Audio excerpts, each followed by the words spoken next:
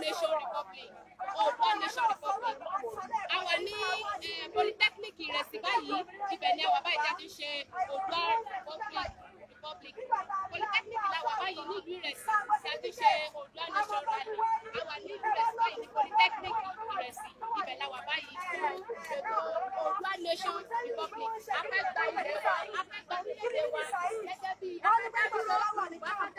bí wọ́n ní kẹ́ lọ máa kọ́ṣẹ́ pé nítorí pé kí ni kò sí òkúta ẹ bá jáde pé ẹ máa ríṣẹ́ ṣe àwọn àpapọ̀ fìlẹ̀ fún gbogbo core member pé ẹ lọ máa kọ́ṣẹ́ ìwọ tó máa kọ́ṣẹ́ bíi ìwọ tó máa kọ́ sójà ọmọ àná ẹ jáde nínú hall nínú ibi táwọn ń sùn sí ni ọjọ́ kan sì fi clear your mind torí pé wọ́n lè sọ fún wa wípé káwà self empower torí pé tàbá parí pẹ̀lú certificate tá lọ kọ́ ní school kò sí ọ̀pá máa ríṣẹ́ òun wọ́n ṣe ń pọ̀ sí wa pé ká lọ máa kọ́ iṣẹ́ bíi ká bricklayer of which bricklayer náà sọ ń pa yìí sábà parí secondary school nígbà lè kọ́ easily ní sọmọ ọmọ dúdú àwọn akàwé àgbòrú àpray àṣẹ wàhálà ọjọ́ máa máa ṣe concussion àwọn ọmọ ọkù wípé lọ́jọ́ kan aṣáà máa ṣetán aṣáà máa gbàwí ẹ̀rí aṣáà máa ríṣẹ́ ṣùgbọ́n ṣe ní àánú fún ìrẹta ti bára wa wípé nígbà tó bá tó wá parí tán àgbọ̀ ọmọ wá ṣẹ́ kiri èdè tó tẹ̀ wá kúrúkúrú ni pé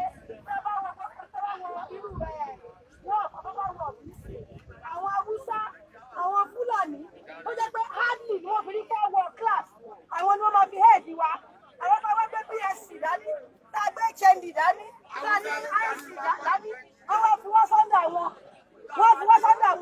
àwọn tí wọ́n ẹgbẹ́ wọn lè compose single English wọ́n bẹ̀ sí ṣọ̀mọ́lé wa lórí àwọn àwọn wípé this must stop àwa ti ṣe tán àti gbàgbé ẹ̀rí àti wáṣẹ́ ọ̀pọ̀lọpọ̀ wa ní òríṣẹ́ ọ̀pọ̀lọpọ̀ tó tún ríṣẹ́ gansẹ̀ owó tó ń gbà kò tó lò débi tó máa rántí pé òbí kan ló ràn ní school. We now want to fight for all of you and we want all of you to fight for yourself and how can we fight for ourselves? Nígbà tá a bá jọgbà òmìnira yìí tán ilẹ̀ Yorùbá ìmọ̀pá ní enough more than enough mineral resources we have them uncountable. Ìtọ́ta nílẹ̀ Yorùbá tó wàá pín tá a tún ṣẹ́kù tá a tún lè invite àlejò wípé yẹ kí wọ́n tún wá gbé. Easily by now, almost everybody tó wà pẹ̀lú ti àbọ̀ bẹ̀ẹ́tì. Ó yẹ ká ti ní access salary, ká ti wá gba stipend to take care of ourselves. Gbogbo nǹkan ìní wọ́n dìnnà ìwà, gbogbo ìlànà ní ká jà fún wípé tá a bá gbé ìjà ráì. Tẹ́yìn náà bá ṣe tán ní school. Iṣẹ́ yẹ kó máa dúró dè yín ni. Ó ṣe pé kẹ́ parí kí lọ́kẹ̀tẹ̀ máa wáṣẹ́ káàkiri. Ó ṣe pé kẹ́ni tí ò ti ẹ̀mú lè fi tí kò fọ́ kó máa ṣọba ní wa lórí, kó máa ṣe dàrẹ́tọ̀, tó máa ṣe ẹ̀sọ̀ àwọn adé ẹ̀rọ tó máa sọ wọ́n di secretary. Ìdí nìkan kò wípé politician, they will soon start their campaign against 2023 now. They will promise you everyone now. All of us will get 20,000 naira. You are here serving. You are well. All this needs to stop. And now, the reason why we need to fight for our country. Number one, keep putting our shiriko. Near policy. Only Simon got on back here. What was Suku to the 10 point. He won't go see our Simon here. Nígbà tá a lọ ṣèwádìí, a rí wípé àwọn Haúsá ti fi ilẹ̀ Yorùbá yá owó lọ́wọ́ àwọn Arab. Wọ́n fi yá owó lọ́wọ́ àwọn tó wà ní under Sharia law. And at the stipulated time, tó bá yẹ ká sanwó yẹn padà tí wọ́n bá rí san. Sharia law sọ wípé whatever that existed on such a land should be wiped off. Kí wọ́n dé acquire ilẹ̀ wa. Ṣé tí wọ́n rí pé this our generation was born to fight for our freedom. If we don't fight for our freedom, then we are playing with our life. But àwọn tó jẹ́ leaders wa nítorí àtijọ́ ní tiwọn nítorí post tiwọn they want to ignore such. Wọ́n bá ignore Tinubu nísìn ó ń sáré kiri kó òun di president wípé nígbà tó bá di president òun á ṣe dáadáa ẹ jẹ́ kí n fún yín tí òfin lè rí ṣe. Ẹ rí wípé ìyá Yorùbá lọ I mean south west south east àti gbogbo àwọn Igbo àti south middle belt gbogbo wa ní 16 states. Lọ́wọ́ náà sí kò yòókù. Lọ́wọ́ wo náà I mean House of our Assembly and House of Senate. Ẹni bí Hausa ló pọ̀ jù. Wẹ̀lẹ́fà sí àwọn Yorùbá. Ọmọ fẹ́ tó bá fẹ́ káàsì pé president Yorùbá ló wà bẹ̀. Tó fẹ́ ṣe kó tó bá fẹ́ fọ̀ wí Yorùbá. Ìgbà yìí Hausa máa rántí wípé we are not about this citizen. Wọ́n máa nípa àwọn àdìgbò. Àwọn lè máa dìbò yẹn, they won't do nay or yes, nonsense. They will vote by their fingers, by the rest of their hands. Nígbà tí they have population wọn ní house, wọ́n pọ̀ ju àwa lọ, they will always win. Ẹ̀wọ̀n tó ṣe recently, Buhari, ó gbé project lọ sí NAS, olóhùn fẹ́ ṣe railway line láti Daura lọ sí Niger, both small house and big house. So àwọn méjì yẹn wọ́n reject ẹ̀ pé kò lè work. But Buhari ní infantry, ó kọ́ ọba ní treasury bill wa, ó dẹ̀ lọ mú $9.something billion. Ó bẹ̀rẹ̀ sí ṣe railway line without the consent of any NAS. Ó ń ṣe lọ, they turn themselves to a dictator upon us lórí ilẹ̀ wa, lórí àlùmọ́nì wa. Look at Ondo State there, nísàlẹ̀ Ọ̀gbọ́kọ̀dá, ẹni tó bá jẹ́ Ondo State níbi tí mẹ́ta ọkọ̀ máa já mi. Bítúmẹ̀ ń ra ìsókè ń bẹ̀, bítúmẹ̀ ń ra ìsókè pé mo wà ń bí ẹ wá wò mí. A dẹ̀ gbé àwọn òyìnbó lọ síbẹ̀, tó lọ sọ́ọ̀dì kan tó ń ṣẹlẹ̀ níbẹ̀ wá. Wọ́n ní pé látàbí túbẹ̀ ẹ mọ̀ pé 3 types of oil la ní. We have fossil oil, we have onshore, we have offshore. But níbẹ̀ yẹn, onshore la ní níbẹ̀, and onshore is the lasting oil. Now, bítúmẹ̀ ń ra ìsókè, after the bitumen, àwọn observers wọ́n observe wọ́n rí pé nínú ocean tó wà nísàlẹ̀ wọ́n rí pé stockfish tá à ń kọ́ láti Cameroon, stockfish táwọn Igbo máa ń jẹ, wọ́n rí pé ó exist nínú ẹ̀. Àní àwọn stockfish tó ga tó odidi èèyàn tó yẹ kẹta wọ́n bẹ̀rẹ̀ sí hunt yẹn alone, ó tó resources fún wa ní ilẹ̀ Yorùbá. Lẹ́yìn ìgbà yẹn ni wọ́n wá rí pé onshore ló wà níbẹ̀ kì í ṣe offshore. Onshore tí wọ́n rí bẹ̀ wọ́n tó wọ́n bẹ̀rẹ̀ sí dig for the first 50 years kò lè mọ̀ pé wọ́n ń dig òun, but after 50 years kíni yẹn wà downward slope lọ sí Port. Wọ́n wá di pé tọ̀dọ̀ wa ní Orísun pé sọ tó bá dig after 50 years the Port abẹ́ sí dry. That was why they did not allow Ondo State to tap the oil, but they had Ondo State to oil producing state among the states in Nigeria. Fún díẹ̀ yìí, we have so many things. Look at tack powder, tack la fi ń kun ojú. We have tack ní gbogbo ilẹ̀ wa. Ibi tá a dúró sí yìí, tó máa fi mẹ́ṣí examine ẹ̀. There is possibility we see a tack there. Ní Ilé Ifẹ̀, mo gbogbo ilẹ̀ Ṣàáxis, we have gold there.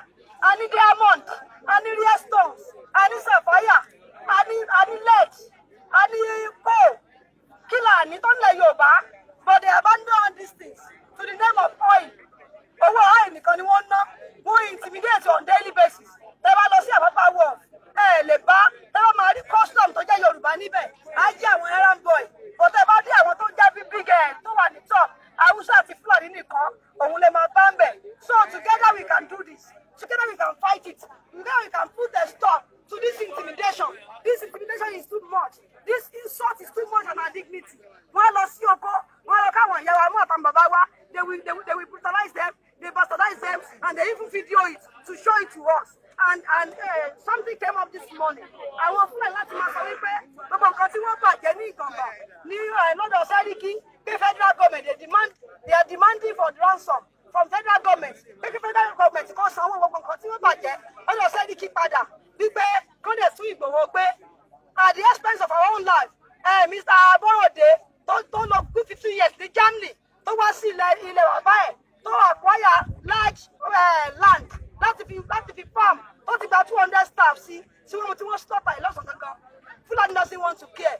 They doesn't want to know that they are wasting our lives. They are now demanding for the property of their agents. Can you see the level of the insult?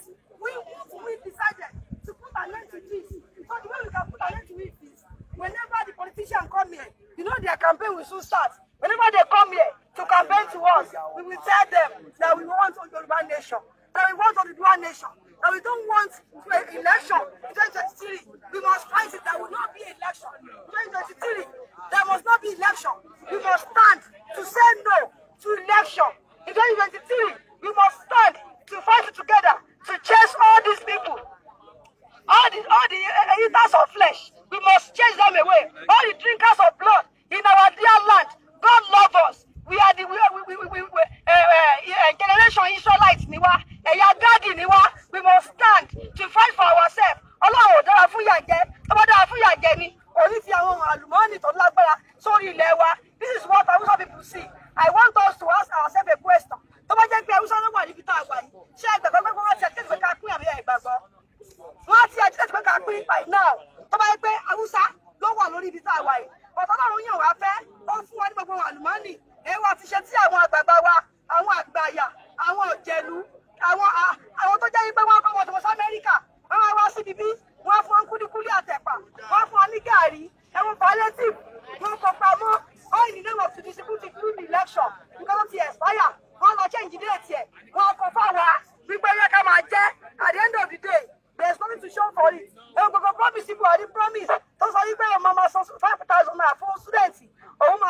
máa ṣàwo èwo la rí nínú ẹ̀. So we need to bring ourselves together. We need to bring our common sense together. We need to fight this together. We need to say no to politicians. We don't want election in 2023. We rather want a freedom. If we can stay together in one voice, we will fight it. We will win. We will conquer. Before 2023, Yorùbá nation ṣe kí ni? Àìtẹ̀ wá lọ́wọ́.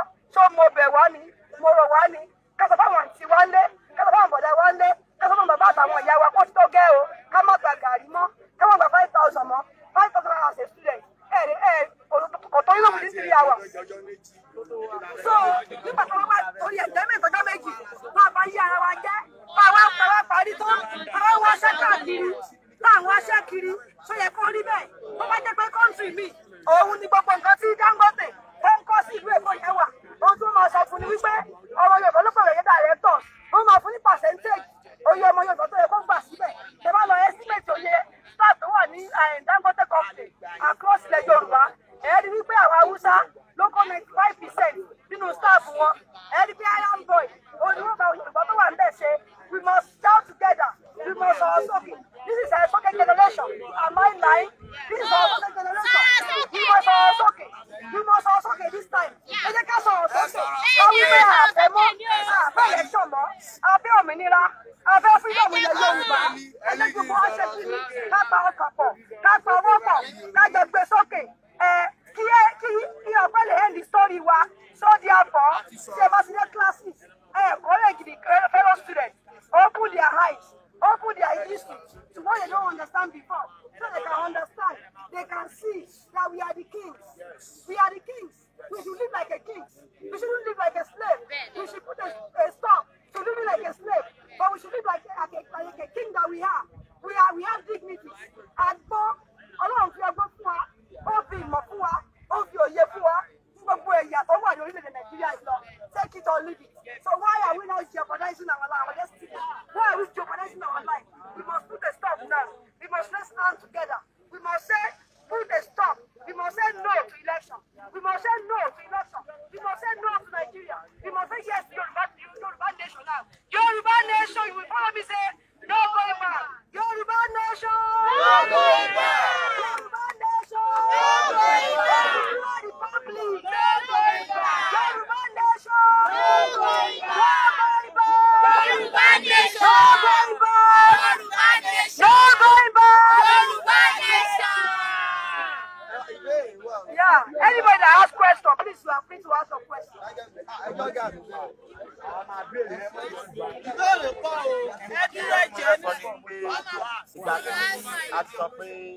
Orúkọ tèmi ni Badmus Ojila Adébáyọ̀. Ìgbà tí a sọ pé Yorùbá nation ni a fẹ́ dá sílẹ̀. Mo fẹ́ bèrè reason tí a tó wá ń fi English sọ slogan wa. Wonderful. Ọpọlọ yóò ní kúrú. Ọpọlọ yóò ní dọ́là láíláí. Ọpọlọ yóò ní kúrú ẹ̀gbọ́n. Ìdí tí a fi ń fi English sọ slogan wa pé Yorùbá nation no going back. Ẹ rí i pé ẹ mọ̀ yẹ kí n tàn yín. Yorùbá tó wà ní diaspora wọ́n pọ̀ lọ́wọ́ tá a wà nílé lọ. That's number one. Ẹ̀kejì ni wípé à ń ja ìjà yìí lọ́wọ́ ni. A fẹ́ ká Hausa mọ̀, a fẹ́ kí Igbo mọ̀. Of which the only language tí wọ́n understand náà ni official language wa. Ìdí nìyẹn. Ṣé wọ́n nígbà tí a bá gba òmìnira tán? Àwa tuntun. Gbogbo ohun tí a bá fẹ́ ṣe ń gbà yẹn, àwa jẹ́ èdè wa nìkan. Àní bí Arab ṣe ń sọ tiẹ̀, àní bí German ṣe ń sọ tiẹ̀. Ṣùgbọ́n ní ìsìn, so owó wa gan, wúrà lọ máa jẹ́ 100 wa, 200 wa ló máa jẹ́. So ṣùgbọ́n bá ìbá sọ language yẹn ní ìsìn, àwọn Hausa lè máa jẹ́ àwọn Gẹ́gẹ́ bí àfikún tí ìyá wa sọ, irú àràbà ní ìlú Ránlẹ̀ bá ká bá fẹ́ sọ̀rọ̀ nínú yàrá bí wọ́n fi ẹ̀kẹ́ orí fóònù nínú yàrá nínú ẹ̀rọ àgbéká nínú yàrá bí ara ń bẹ̀ èdè ìlú ra là á sọ. Ṣùgbọ́n gbà mí sọ pé àyà ti máa ra rí nìkan sì gbébè ara ra. Bá a ṣe ń irú wọn sọ bẹ́ẹ̀ lómi ìmọ̀ mọ́ wí. Ó parí ó pàṣírí. Ṣùgbọ́n gbà bí ọ̀rọ̀ yẹn máa mi sọ nígbà gbogbo ẹ̀ bá jọra wọn. Ẹ̀yin àwíbà aláṣẹ àṣẹ ìyẹn náà àwíbà aláṣẹ àṣẹ àgágọgọ forí okùn sọ lọ́rọ́ gbogbo alágọgọ fi ẹgọgọ a máa ṣe ẹnìkan lè dá sẹ́rí yẹn à ń ṣe báyìí a ní èèyàn péréte ló sọ́nà igba èèyàn ló tọ̀ ẹ wọ́rú sùkúù bẹ́ẹ̀ bó ṣe rà bá ìyẹn kan náà sàn lórí ẹgbẹ́gbẹ́ ìjàkadà kẹ́nẹ̀ kalẹ̀ á sì dá kalẹ̀ ara yá ajẹ́ ni àkọ́kọ́ nínú pólì rẹ̀ sí nọ́mbà 1 kò ṣe fọ́ sọ́ńdà. àtàwọ́dà àtàwọ́dà. kọ́lẹ́jì ògbólì ni ògbólì lè ní o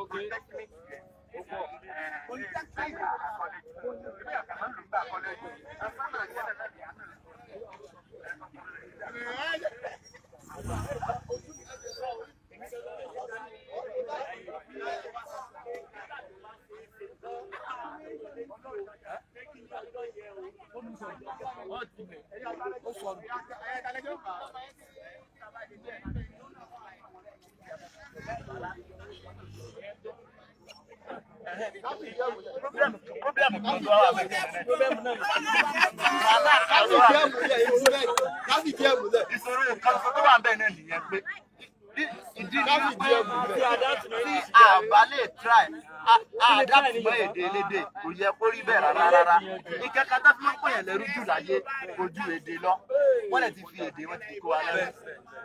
ẹ ṣé mo dúpẹ́ bọ̀dá mi àwọn àgbà wípé amúkun ẹrù ẹwọ́ òkè ló ń wò wọlé ẹ rí pé bàtà bí wa inú ẹ̀ inú bọ̀tẹ̀bọ̀tẹ̀ but ni wọ́n bí wa sí so ṣùgbọ́n ṣe rí nǹkan tí ó bá máa dáa ibi kan láti máa bẹ̀rẹ̀ so ṣe rí bá ṣe máa ṣe bọ́ ṣe ń da Yorùbá papọ̀ mọ́ èdè Gẹ̀ẹ́sì ẹ jẹ́ á gbòmìnira náà tá a bá ti gbòmìnira tán àti máa kó ọ̀rọ̀ nígbà tá a bá tẹ̀ wá sọ èdè Gẹ̀ẹ́sì ọmọ á mọ́ wọn lára kò ní pẹ́ mọ́ wọn lára Ọlọ́run á ràn wọ́n lọ́wọ́ tó ti ń béèrè.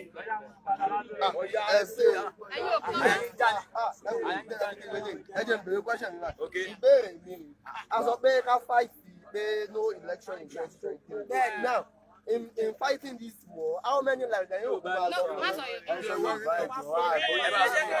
á dáa fún yín bọ̀dá mi á lè estimate pé how many lives ló máa lọ ó dẹ̀ ṣeé ṣe kí life má lọ tí gbogbo ẹ bá pawọ́pọ̀ láti já ẹni sùn tí gbogbo ẹ bá pawọ́pọ̀ láti jáde láti jà ó ṣeé ṣe kí anybody má lọ ẹni kí ni ìdí tí mo fi sọ bẹ́ẹ̀ wọ́n ní èèyàn òkè bí mo sọ́jà tán wọ́n sọ pé ẹ pàṣẹ mọ́ a mọ̀ wípé orílẹ̀-èdè Yorùbá yìí nílẹ̀ Yorùbá yìí a mọ̀ wípé àwọn ọba kọ̀ọ̀kan àtàwọn olóṣèlú wa gẹ́gẹ́ ní ìṣòro tá a ní àwọn Haúsá gan kì í ṣe ìṣòro wa nílẹ̀ Yorùbá ohun tí Ọlọ́run fún wa nínú ìjìnlẹ̀ nínú ogun nínú ọgbọ́n nínú òye kò kọ́ọ̀sì wa ní ọjọ́ kan láti pa Haúsá àti Fúlàní ọ̀hún ní àwọn tó bá ní wọ́n lára ṣùgbọ́n àwọn tó jẹ́ lórí wa àwọn gángan ní ìṣòro tá a ní ṣé wá rí nǹkan tí ẹ̀mí òfin ní lọ púpọ̀ ṣé rí olóṣèlú tí ò bá sọ̀rọ̀ sókè olóṣèlú tí ò bá sọ̀rọ̀ sókè tó bá lọ ṣe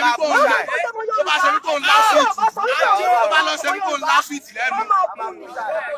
bẹ́ẹ̀ ni ọmọ kú ni tí ò bá kú lẹ́rọ̀ àgbẹ̀pamọ́ nígbà tó bá ti gbé wọn pamọ́ orí wọn pé àwọn tó kù tó já sọ̀rọ̀ gbè lẹ́yìn orí wọn correct ọba tí ò bá lá òkú ẹ̀ ọba tí ò bá sọ̀rọ̀ sókè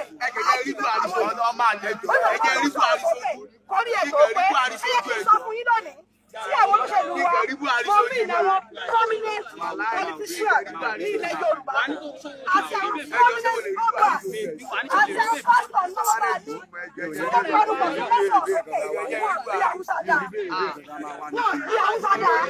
wọ́n máa jẹ́ tù tí wọ́n ní àwọn pastor tá a ní àwọn pastor ńláńlá àwọn ọba ńláńlá àwọn olóṣèlú ńláńlá tí wọ́n bá sọ̀rọ̀ sókè ìṣẹ́dá kọ́ kú àti ká gbé wọn pa wọn.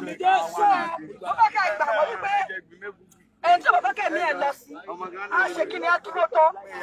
náà ọkùnrin ní ìsìnkú ṣé àmọ́ pé àwọn Haúsá ṣé àmọ́ pé wọ́n pọ́n ẹ̀wọ̀n pé wọ́n ti pọ̀ lé wa dáadáa we will be forced to defend our houses.